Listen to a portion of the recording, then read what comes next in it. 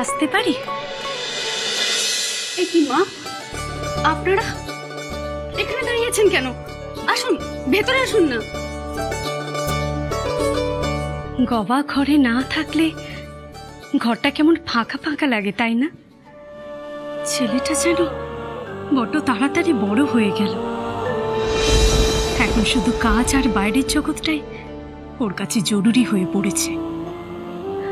এমনকি যার জন্য ওর জীবনে এত বড় পরিবর্তন এলো, তাকে পর্যন্ত ও সময় দিতে ভুলে যাচ্ছে। অবশ্য এতে ওর দোষ না। পুরুষ মানুষটা জন্মাই বাইরের জগতে উড়ে বেড়াবে বলে। তাকে আঁচলে বাঁধতে চাওয়া মানে ভোকাটা হবার সম্ভাবনা। আমি অনেক ছোট বয়সেই এটা বুঝে গেছিলাম। তুমি যত তাড়াতাড়ি বুঝবে তত ভালো থাকবে। মা, যে কথাটা বলার জন্য এলাম। ও হ্যাঁ বৌরানী, এদিকে এসো। বৌমনি তোমার কাছে ক্ষমা চাইতে চায়। ক্ষমা? কিসের ক্ষমা? দিদি, আমি কাল তোমার সঙ্গে খুব খারাপ ব্যবহার করে ফেলেছি। সেটা আমার একদম উচিত হয়নি, একদম না। আসলে আমি কি করবো বলো তো? কাল ঠাকুরজি যেভাবে আমাকে অকারণে অপমান করছিল, সেটা আমি একদম মেনে নিতে পারিনি। আমার তখন মাথা কাজ করছিল না, তাই আমি তোমার সঙ্গে খারাপ ব্যবহার করে ফেলেছি।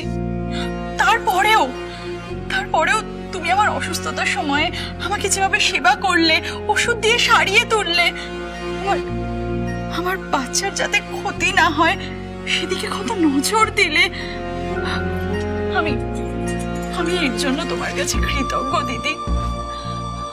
আমি যে কিভাবে তোমাকে ধন্যবাদ জানাবো আমি জানি না।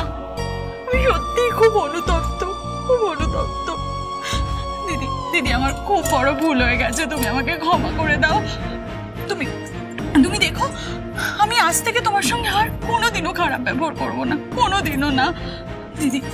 দিদি যা হয়েছে ভুলে যাও না গো, আমাকে ক্ষমা করে দাও। ঠিক আছে, তুমি যে নিজের ভুল বুঝতে পেরেছো এটাই অনেক বড় কথা। আমি চাই তোমার আমার সম্পর্ক সুস্থভাবে গড়ে উঠুক। দিদি,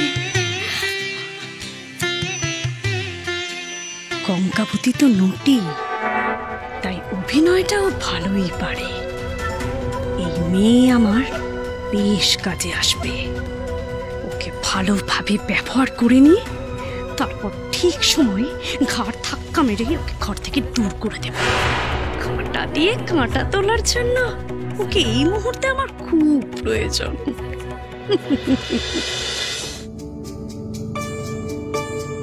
স্বয়ং সিদ্ধা, সোম থেকে শনি সন্ধ্যে ৭টায়, আকাশ ৮-এ।